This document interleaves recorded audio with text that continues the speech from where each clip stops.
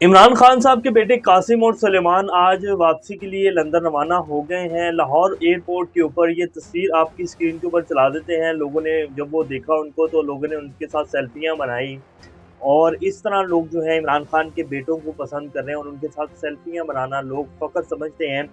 और एक तरफ वो इंसान है जिसके बेटे को लोग गोंगलू गोंगलू कहकर आवाज़ें लगाते हैं और आप समझते होंगे कि उनका लंदन में रहना जो है मुश्किल हुआ हुआ है। वो अगर सड़क से भी गुजर रहे हो तो लोग गोंगलू और चोर की आवाज़ें लगाते हैं। तो ये मेरे अल्लाह का करम है जी, ये बस मेरे अल्लाह का कमाल है। अल्लाह जिसे चाहे इज़्ज़त दे और जिसे चाहे ज़िल्लत दे। 3 दफ़ा का वज़ीर-ए-आज़म पाकिस्तान का और उनका अब उन एवन फील्ड अपार्टमेंट्स में रहना मुश्किल हुआ हुआ है। हर रोज़ जो है पाकिस्तान के जो ओवरसीज़ पाकिस्तानी हैं वो वहाँ पहुँचे हुए होते हैं और कभी गोंगलू की आवाज़ें आ रही होती हैं, कभी जो है चोर की आवाज़ें आ रही होती हैं। तो इस तरह की बहुत सारी वीडियोज़ आती हैं, तो ये आज हमारे सामने आई, तो हमने कहा लाज़मी आपके सामने रखेंगे। बिस्मिल्लाहिर्रहमानिर्रहीम, अस्सलामु अलैकुम। आप फ़ेसबुक और यूट्यूब चैनल देख रहे हो, मेरा नाम है अब्दुल रहमान नाज़िन। आज 15 नवंबर है। इमरान खान साहब की लॉन्ग मार्च जो है वो जारी है। इमरान खान साहब अभी थोड़ी देर में लॉन्ग मार्च से ख़िताब करेंगे। नेक्स्ट ब्लॉग में वो भी आपके सामने रखेंगे। इमरान खान साहब किस तरह का आज ख़िताब करते हैं और आज क्या नई बात करते हैं इमरान खान साहब, क्योंकि हर आने वाले दिन के साथ इमरान खान साहब जो हैं वो अपने ख़िताब में कुछ नई बातें और कुछ नए इंकशाफ़ात करते हैं। ख़ास तौर पर अरशद शरीफ साहब के कत्ल को लेकर और उनके साथ जो हमला हुआ, उनके ऊपर कातलाना हमला हुआ, उसके हवाले से जो है वो हर आने वाले दिन के साथ एक स्टेप जो है वो फॉरवर्ड जा रहे हैं। और इसकी वजह से जो है इम्पोर्टेड हुक्मरान और ये हमारे वज़ीर-ए-आज़म शहबाज शरीफ साहब जो हैं और पूरी 14 जमातें जो हैं इनकी कांपें टांग रही हैं। वो कैसे टांग रही हैं वो भी आपके सामने रखेंगे। आज हम आर्मी चीफ़ की तैनाती के हवाले से भी बात करेंगे, जैसे कि हम अक्सर आप लोगों के सामने रखते हैं। ख़ासतौर पर पिछले 3 से 4 माह से जब से ये स्पेकुलेशन शुरू की गई आर्मी चीफ़ की तैनाती, आर्मी चीफ़ की एक्सटेंशन के बारे में, जनरल बाजवा साहब के ऊपर जो है बहुत ज़्यादा तनकीद की गई और बेबुनियाद प्रोपेगेंडा बनाकर ये सब कुछ किया गया। तो हम आपके सामने हमेशा से रखते आए हैं कि आर्मी चीफ़ की जो तैनाती है वो इस दफ़ा मेरिट के ऊपर होगी। जैसे कि नवाज़ शरीफ और शहबाज शरीफ साहब और ये जो जमातें ख़ासतौर पर पीपल्स पार्टी, ये सब लोग जो पहले करते आए हैं अब वैसे नहीं चलेगा। मोस्ट जो सीनियर नाम जितने भी होंगे जब वो आएंगे, ये सामने नाम आएंगे, तो उन्हीं में से कोई एक जो है आर्मी चीफ़ सेलेक्ट किए जाएंगे। जैसे नवाज़ शरीफ साहब पहले करते आए हैं, कोई 5वें 6ठे नंबर का जो है आर्मी चीफ़ बना दिया जाता है, तो अब ऐसे नहीं होगा। और अब यही बात जो है हुकूमती हलकों की तरफ से भी सामने आ रही है। फिर कामरान खान साहब ने भी कल जो है ट्वीट किया रात को, वो हमने आपके सामने ब्लॉग में जिक्र भी किया, लेकिन खबरों के तसलसल में हम भूल गए। वो पॉइंट भी आज आपके सामने रखेंगे कि कामरान खान साहब जो हैं वो नवाज शरीफ साहब जिस प्लानिंग के तहत चल रहे हैं और अभी तक नाम क्यों नहीं सामने लाए, वो बता रहे हैं कि नवाज शरीफ साहब क्या करना चाहते हैं और वो क्या कर सकते हैं, ये भी आज आपके सामने रखेंगे। फिर राना सनाउल्लाह साहब का भी एक ताज़ा बयान आया है। हमारे जो प्यारे वज़ीर-ए-आज़म हैं शहबाज शरीफ साहब, उनको कोरोना हो चुका है और बड़ी हैरत की बात है, हमारे प्यारे वज़ीर-ए-आज़म को तीसरी दफ़ा कोरोना हुआ है और कोरोना ने लगता है शहबाज शरीफ साहब से कोई दोस्ती बना ली हुई है। उनको कोरोना क्या हो रहा है, इसके पीछे क्या वजूहात हैं, क्या वाकई कोरोना हो रहा है या तबीयत में कुछ जो है बेचैनी है, इस वजह से तबीयत ठीक नहीं हो पा रही और कोरोना की खबरें चलाई जा रही हैं, ये भी आपके सामने रखेंगे। शेख रशीद साहब ने बड़ा एक इंटरेस्टिंग ट्वीट किया है पाकिस्तान की इकॉनमी को लेकर। IMF ने किस तरह इनको गिरबान से पकड़ लिया है और 30 नवंबर तक शेख रशीद साहब कहते हैं कि बहुत सारी चीज़ें जो हैं वो हल हो जाएंगी और एहतसाब भी होगा और इलेक्शन भी होंगे। बड़ी इंपॉर्टेंट जो है आज का ट्वीट है, वो भी आपके सामने रखेंगे। इससे पहले अगर आप लोगों ने चैनल को सब्सक्राइब नहीं किया तो रेड बटन को प्रेस कर लें और बेल आइकॉन को भी प्रेस कर लें ताकि लेटेस्ट अपडेट्स आप लोगों को मिलती रहें और ये जो हमारा ताल्लुक है ऐसे ही जुड़ा रहे। सबसे पहले आपके सामने रखते हैं कि आर्मी चीफ़ की तैनाती के ऊपर जो है नवाज़ शरीफ साहब क्या करना चाहते हैं। अब ये कामरान खान साहब जो कि पाकिस्तान के बड़े सीनियर एंकर हैं और वो क्या कहते हैं, वो कहते हैं जितने मुंह उतनी बातें सुना है। नवाज़ शरीफ ने लंदन में हुक्म दिया है फ़िलहाल मौजूदा सीनियर तरीन लेफ्टिनेंट जनरल को तरक्की देकर चंद रोज़ के लिए vice chief of army staff बना दिया जाए। बाद अज़ां जनरल बाजवा की रिटायरमेंट पर COS का ओहदा संभाल लेंगे। गोया 29 नवंबर को ओहदे के अहल तरीन लेफ्टिनेंट जनरल कंसिडर ही नहीं होंगे। ये अब बड़ा जो है बेहुदा प्लान है जो कि कामरान खान साहब बता रहे हैं कि नवाज शरीफ साहब इस तरह करना चाहते हैं। यानी कि जो मोस्ट सीनियर तरीन जनरल हैं वो कोई भी हों, वैसे तो मोस्ट सीनियर तरीन जनरल जो हैं वो जनरल आसिम मुनीर साहब हैं जो कि 27 नवंबर को जनरल बाजवा साहब से 2 दिन पहले रिटायर हो रहे हैं।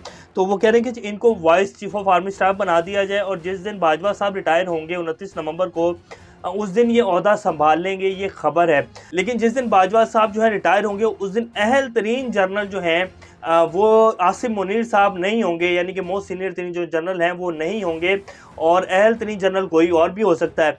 तो ये प्लान है जो कि नवाज शरीफ साहब करना चाहते हैं, इसीलिए अभी तक जो है नाम अनाउंस नहीं हो पा रहा। और जो शहबाज शरीफ साहब को मैसेज दिया गया था, लंदन से वापसी हो रही थी, फिर गाड़ी जो है वापस मोड़ ली गई एयरपोर्ट से और दोबारा भाईजान के पास भेजा गया। तो वो ये सारी प्लानिंग्स जो हैं पता है कि क्या करना चाहते हैं, क्योंकि इन लोगों की 30 साल से इन लोगों को देखते आए हैं हमारे अदारे, और इन लोगों के ऊपर से चेहरे कैसे हैं और अंदर से कैसे मुनाफिकत से भरे हुए हैं ये लोग।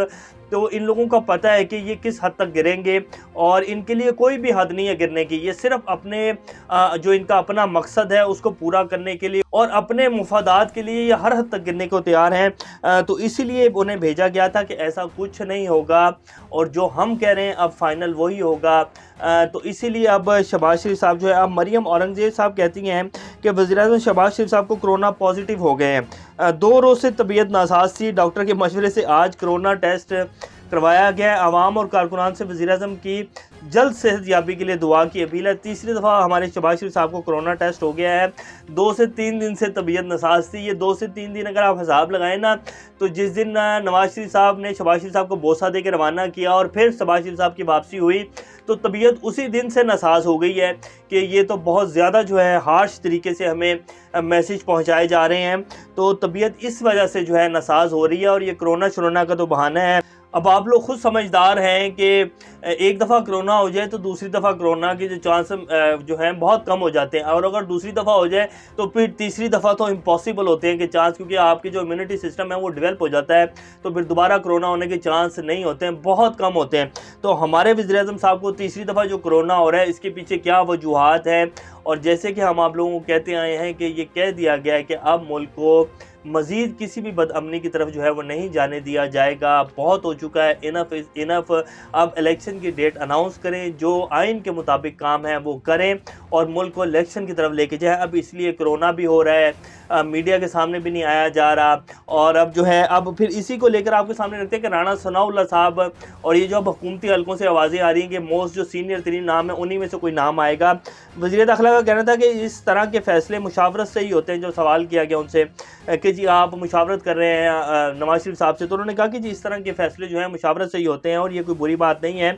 उन्होंने वाज़ेह किया कि 3 या 4 सीनियर अफसरान में से किसी की भी सियासी शख्सियत से मुलाकात नहीं हुई, यानी कि जो 3-4 हमारे मोस्ट सीनियर जनरल्स हैं उनकी किसी भी सियासी शख्सियत से मुलाकात नहीं हुई। अब इसमें जो टेक्निकल पॉइंट ये है कि यही 3-4 जो नाम हैं, इन्हीं में से कोई एक नाम जो है वो सामने आएगा, और मोस्ट जो सीनियर नाम है वो जनरल आसिम मुनीर साहब हैं। राउफ कलासरा साहब ने भी इस खबर को ब्रेक किया। उन्होंने कहा कि जनरल आसिम मुनीर साहब भी जो हैं वो लगने जा रहे हैं पाकिस्तान के next chief of army staff, और ये बात हम आपको पहले भी कह रहे थे, 2 से 3 माह पहले से हमने जो है कहना शुरू कर दी थी कि मोस्ट सीनियर जो जनरल हैं उन्हीं का नाम अब आएगा। अब अपनी मन मर्जियाँ जो हैं वो नहीं चलेंगी, और अब जो है इनफ इज़ इनफ का मैसेज जो है वो बिल्कुल साफ साफ लफ्ज़ों में भेज दिया गया है। अब कोई हैंकी बैंकी नहीं चलेगी। अब इसीलिए कोरोना भी हो रहा है, तबीयत भी नासाज हो रही है। शेख रशीद साहब कहते हैं कि IMF ने गिरबान से पकड़ लिया, हुक्मरानों ने सऊदी अरब और चीन का नाम बेजा इस्तेमाल किया। रूस से तेल मंगवाने के लिए हौसला चाहिए, हुक्मरान रावलपिंडी को आंखें दिखाने के काबिल नहीं हैं। मसला पिंडी का है, पिंडी वाले 30 नवंबर तक हल कर लेंगे। सीट बेल्ट बांधें, एहतसाब और इंतखाबात दोनों होंगे। तो ये अब जो है तेल मंगवाने के लिए हौसला चाहिए है।